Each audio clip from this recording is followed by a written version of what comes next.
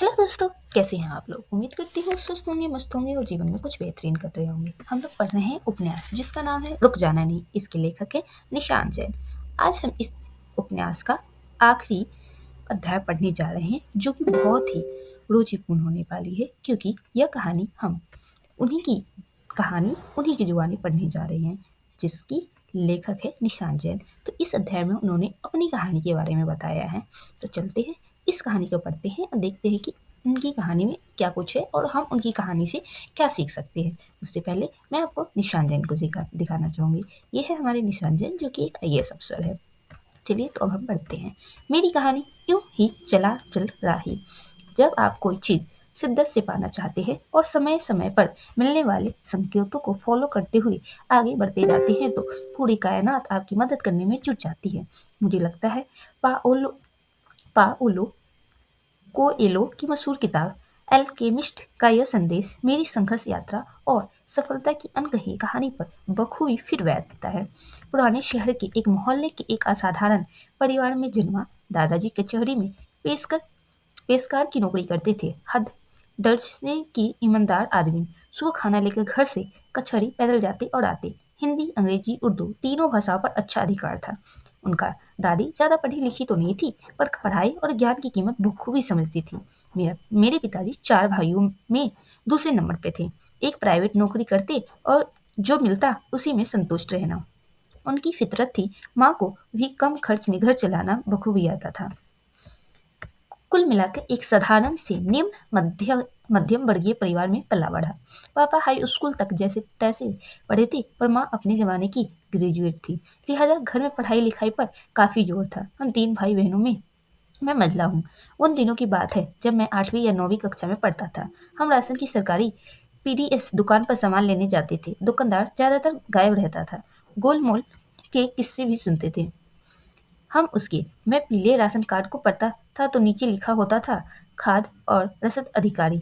मैं सोचता कि यदि अधिकारी बनकर अनियमितताओं मिताओं और विसंगतियों को दूर किया जा सकता है तो मुझे भी अधिकारी बनना है। घर पर बताया भी बात आई गई हो गई। उस दौर में मेरठ में एक जिला अधिकारी डीएम रहे थे, लोकप्रिय आईएएस अधिकारी श्री अवनीश अवस्थी। मुझे अखबार पढ़ने का शौक तब भी था। रोज अखबार में पढ़ता कि आज उन्होंने क्या क्या अच्छे काम किए। मेरा किशोर मन उनकी पहलों सुधारों और कामकाज से काफी प्रभावित था। अब मेरे मन में एक बात घर करने लगी थी कि मुझे भी कलेक्टर बनना है। भैया ने बताया कि इसके लिए आईएएस की परीक्षा पास करनी होगी, जो बहुत मुश्किल होती है। वक्त बीतता गया। खैर, कॉमर्स स्ट्रीम से 12वीं कक्षा उत्तीर्ण की। हिंदी मीडियम की एक सरकारी इंटर कॉलेज से। सौभाग्य से जिले में सबसे ज्यादा अंक भी हासिल किए। हालांकि मुझे साइंस और कॉमर्स भी अच्छे लगते थे, पर शुरू से ही मुझ में ह्यूमैनिटीज के विषयों जैसे सामाजिक विज्ञान और भाषा साहित्य को लेकर एक प्राकृतिक रुझान सा था। 11वीं और 12वीं की कक्षा तक यह बात मुझे समझ आने लगी थी। उधर चूंकि आईएएस की तैयारी का सपना भी जोर मार रहा था और हिंदी पट्टी क्षेत्र में उन दिनों यह साधारण साधारण भी थी कि आर्ट्स स्ट्रीम के छात्र यूपीएससी में बेहतर प्रदर्शन करते हैं। जहाँ मेरे सारे दोस्त सीए चार्टर्ड अकाउंट का फॉर्म भर रहे थे, वहाँ मैंने तथा मेरे 2 और दोस्तों ने निर्णय किया कि हम मेरठ कॉलेज से बीए करेंगे। दिल्ली या इलाहाबाद यूनिवर्सिटी जाने के बारे में इसलिए नहीं सोच पाए क्योंकि वहाँ बाहर रहकर पढ़ने के खर्च काफ़ी ज़्यादा होंगे। इस तरह इतिहास, राजनीतिक विज्ञान और इंग्लिश लिटरेचर विषयों के साथ ग्रेजुएशन किया और हिंदी लिटरेचर में पोस्ट ग्रेजुएशन। मेरठ कॉलेज के दिन बेहद यादगार रहे। पढ़ाई के साथ एक्स्ट्रा करिकुलर एक्टिविटी में हम बहुत व्यस्त रहते थे। ग्रेजुएशन के दौरान तो मैंने दर्जनों राष्ट्रीय एवं राज्य स्तर के वाद विवाद, निबंध, कविता, पाठ, क्विज प्रतियोगिताओं में हिस्सा लिया और ज़्यादातर में शीर्ष स्थान भी पाया। एनसीसी और एनएसएस में भी बढ़ चढ़कर हिस्सा लिया। मुझे याद है कि कैसे राष्ट्रीय सेवा आयोजन के कैंप में हमने घर घर जाकर लोगों के इस्तेमाल में आने वाली दवाओं को जरूरतमंद लोगों के लिए इकट्ठा किया था। मेरठ कॉलेज की वार्षिक पत्रिका अभिव्यक्ति में लगातार छात्र संपादक रहा। भरपूर एक्सपोजर मिला और भरपूर कॉन्फिडेंस भी। इस सबसे इस सब के बावजूद यूनिवर्सिटी की मेरिट लिस्ट में स्थान भी मिल गया। मेरठ कॉलेज के शिक्षकों को भी मैं कभी नहीं भूलता, खास तौर पर हमारे प्रिंसिपल डॉक्टर एस के अग्रवाल और हिंदी विभाग के शिक्षक डॉक्टर राम यज्ञ मोर्य। ग्रेजुएशन में हालांकि हिंदी, संस्कृत, उर्दू और दर्शन शास्त्र मेरे विषय नहीं थे, पर इन विषयों में मेरी रुचि के चलते मेरा इन विभागों में आना जाना खूब रहता। प्रिंसिपल सर जैसे कमठ और सहृदय व्यक्ति आसानी से नहीं मिलते। सकारात्मक मोटिवेशन देना तो कोई उनसे सीखे। जब मैं और मेरा साथी डिबेट में पहला पुरस्कार और सिल्ट जीतकर लौटे तो बड़े स्टाफ को अपनी जेब से जलेबी खिलाकर प्रिंसिपल सर ने हमारा उत्साह कई गुना बढ़ा दिया था। सपने बड़े थे और कुछ आर्थिक समस्या भी थी। मुझे याद है कि मैं और मेरे दो दोस्त 10वीं कक्षा के बाद से ही लिखने पढ़ने की कोई पार्ट टाइम जॉब करते रहते थे, जैसे किताबों की प्रूफ रीडिंग और क्रिएटिव राइटिंग। इन छोटी छोटी पार्ट टाइम नौकरियों ने जिंदगी के बड़े बड़े सबक सिखाए। हम तीनों दोस्तों की कहानी कम फिल्मी नहीं है। थ्री इडियट्स की तरह तीनों राही अपने अपने मन की राह पर चल निकले थे। सुमित का मन लिखने में रमता था तो वतन को कार्टून उकेरना भाता था। मेरा मन पढ़ाई लिखाई और कविताओं में ज्यादा रमता था। तीनों ने साथ ग्रेजुएशन की और साथ साथ ये पार्ट टाइम नौकरियां करते रहे। तीनों अपनी अपनी साइकिल पर शहर की सड़कें नापा करते थे। तीनों साथ मस्तियां करते, दुनिया जहान की दार्शनिक बातें और लाइफ के फंडे सब कुछ डिस्कस होता था। हम तीनों दोस्तों के बीच चलिए अब दोस्तों के बीच चलिए अपनी कहानी पर वापस लौटता हूँ। बाद में तीनों का क्या हुआ ब्रेक के बाद बताता हूँ। पोस्ट ग्रेजुएशन के दौरान घटा एक बड़ा दिलचस्प किस्सा मैं कभी नहीं भूल पाता और कभी कभी मुझे लगता है कि यह घटना मेरी जिंदगी का टर्निंग पॉइंट बन गई। मेरे एक सहृदय स्नेह थे, वो अक्सर मेरा हालचाल पूछते और प्रेरित करते। एक बार उन्होंने मुझसे कहा कि किसी बिजली के बल्ब को अगर एक कमरे में जमीन के पास लाकर लटका दिया जाए तो वो कितनी रोशनी देगा, और यदि उसी बल्ब को ऊपर दीवार पर लटकाया जाए तो वो कितनी रोशनी देगा। उनका संकेत स्पष्ट था, यदि तुम में उच्च स्तर पर जाकर योगदान करने की क्षमता है तो तुम्हें निश्चय ही इसके लिए प्रयास करना चाहिए। मैं हिंदी साहित्य विषय से यूजीसी नीट जेआरएफ परीक्षा की तैयारी शुरू कर और पहले प्रयास में सौभाग्य से उत्तीर्ण भी हो गया। उधर दिल्ली यूनिवर्सिटी की एमफिल प्रवेश परीक्षा दी और क्वालिफाई भी हो गया। बेझिझक ड्यू में प्रवेश लिया और अपने सपनों को सच करने की उम्मीद लिए आखिरकार दिल्ली पहुंच ही गया। थोड़ा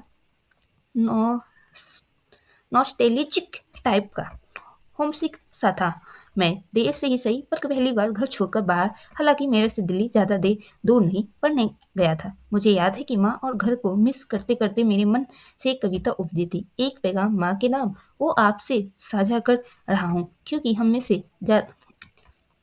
एक पैगाम माँ के नाम वो आपसे साझा कर रहा हूँ क्योंकि हमें से ज्यादातर युवा खुद को इस कविता से जोड़ पाएंगे, जो मेरी ही तरह छोटे छोटे शहरों की खाली बोर दोपहरों से झोला उठाकर करियर बनाने की चाह लिए बड़े शहरों का रुख करते हैं। कविता कुछ इस तरह से है।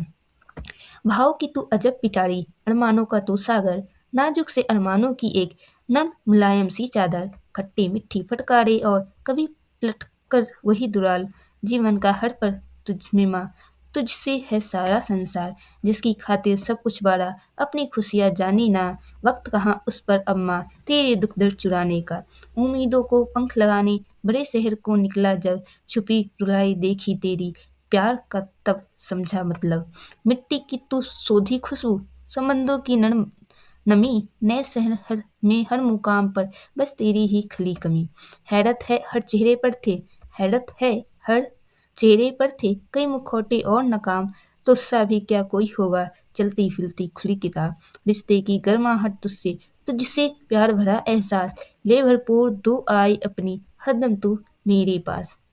किसने कहा फरिश्ते के जग में दीदार नहीं होते, माँ की गोद में एक झपकी सपने साकार सभी होते। ड्यू में 1.5 साल की अवधि में मुझे लगता है कि मैंने बहुत कुछ सीखा। दिल्ली विश्वविद्यालय के एकेडमिक माहौल और हिंदी विभाग के शिक्षकों ने जीवन एवं सोच के आयामों का विस्तार करने की सीख मिलती। साहित्य आलोचना जगत के बड़े बड़े दिग्गजों का सानिध्य मिलना भावभूमि चेतना और संवेदना का विस्तार करता है। एमफिल के साथ साथ वर्ष 2013 की संघ लोक सेवा आयोग की सिविल सेवा प्रारंभिक परीक्षा दी और साथ ही अपने गृह राज्य उत्तर प्रदेश की पीएससी की प्रारंभिक पीसीएस की प्रारंभिक परीक्षा भी। तैयारी भी ठीक ठाक थी और हौसला भी जबरदस्त था। आज तक जीवन की हर एकेडमिक और प्रतियोगी परीक्षा में अच्छे अंक लाकर सफल होता रहा था, पर हुआ कुछ और ही। दोनों ही प्रारंभिक परीक्षाओं में मैं 2 से 5 अंकों के फासले से असफल रहा। यह मेरे लिए शायद पहली बार था कि मैं किसी परीक्षा में असफलता का स्वाद चख रहा था। एक बार तो ऐसा लगा जैसे सब टूट सा गया, हिम्मत टूट रही थी और मन अवसाद से ग्रस्त होने लगा था। शायद मैं अपनी सफलता को संभाल नहीं पा रहा शायद मैं अपनी असफलता को संभाल नहीं पा रहा था। यह मेरी यात्रा का बेहद कठिन दौर था। अनिश्चितता बढ़ रही थी और अपनी कैरियर को डोल-डाल से महसूस कर रहा था।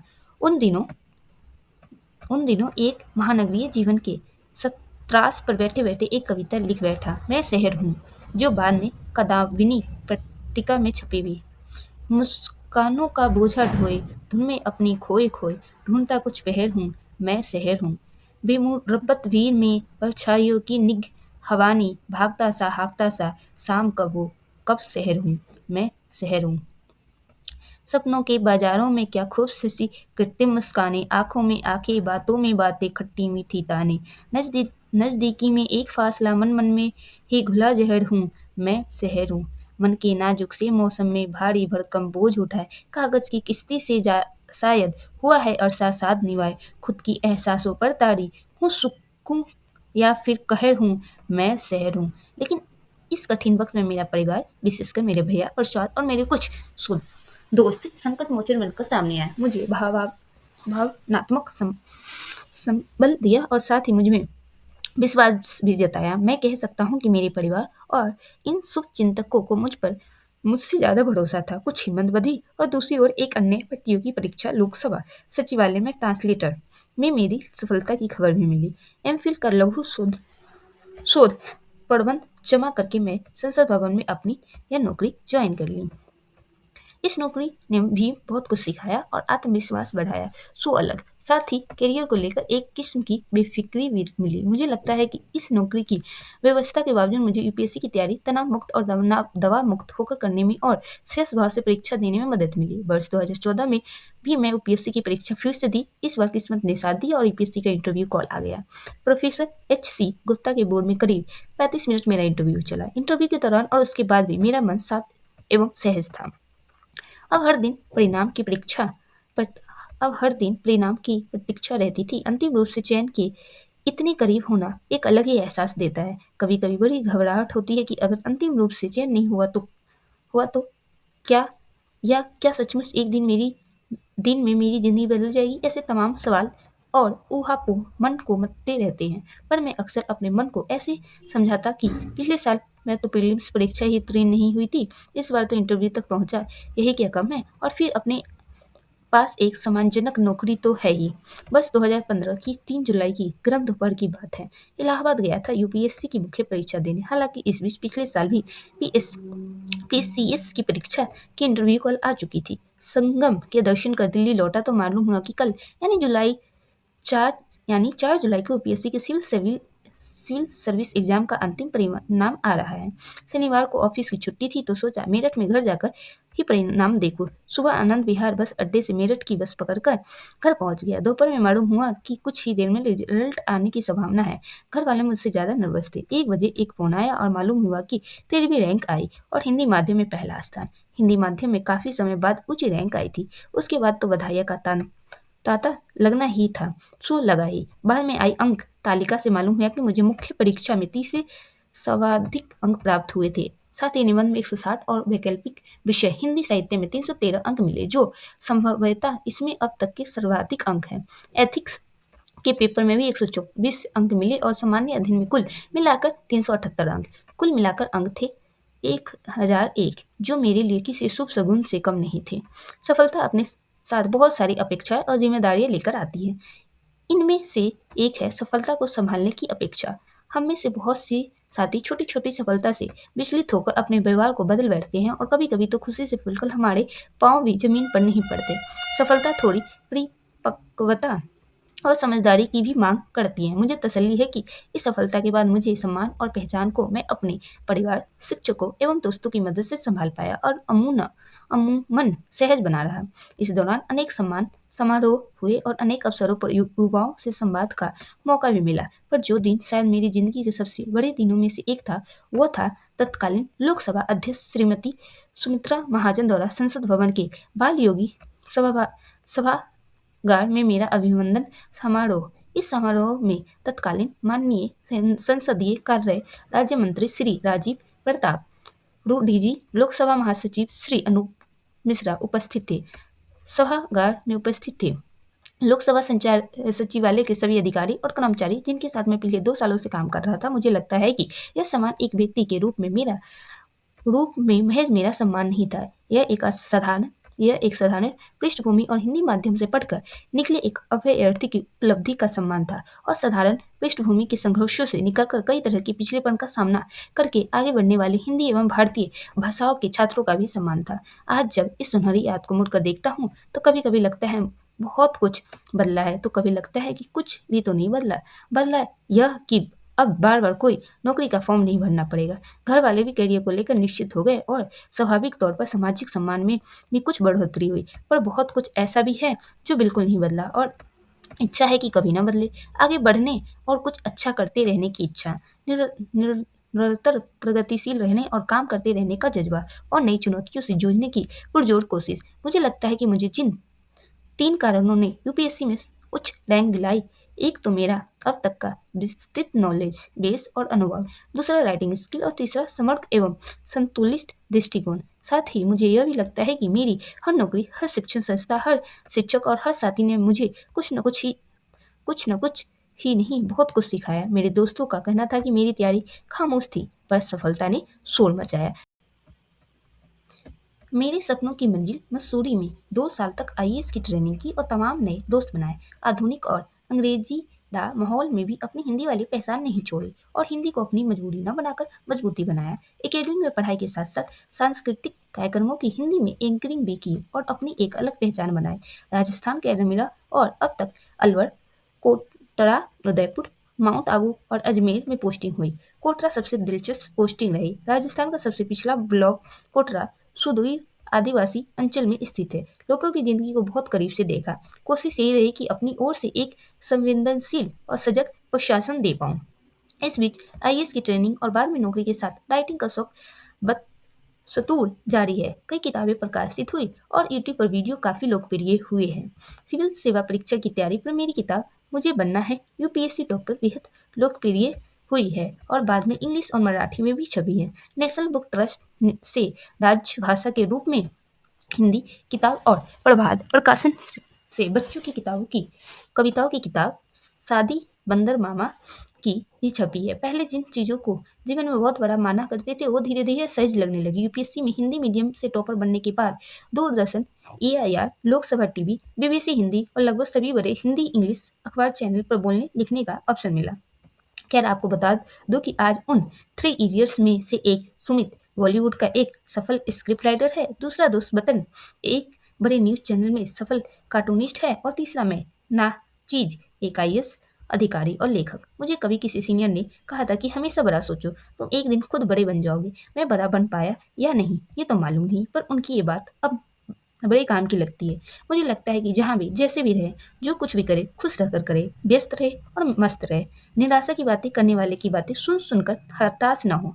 अंत में हिंदी गजल सम्राट दुष्यंत कुमार की वे 4 पंक्तियां जो मेरे संपूर्ण संघर्ष यात्रा में मेरे साथ निभाती रही। इस नदी की धार से ठंडी हवा आती तो है, नाव जंजर ही सही लहरों से टकराती तो है। एक चिंगारी कहीं से ढूंढ लाओ ए दोस्तों, इस दिए में तेल से भीगी हुई बाती तो है। तो ये था आज की हमारी कहानी जिसमें निशान जैन ने अपनी जर्नी के बारे में खुद ही बताया है। तो आज हमने उनकी कहानी उन्हीं की जुबानी पढ़ी, जिसमें कि ये वाली 4 पंक्तियां मैं दोबारा पढ़कर आपको सुनाना चाहूँगी, जो कि बहुत ही रुचिपूर्ण और ऊर्जा देने वाली है। इस नदी की धार से ठंडी हवा आती तो है, नाव जंजर ही सही लहरों से टकराती तो है। एक चिंगारी कहीं से ढूंढ लाओ ये दोस्तों, इस दिए में तेल से भीगी हुई बाती तो है।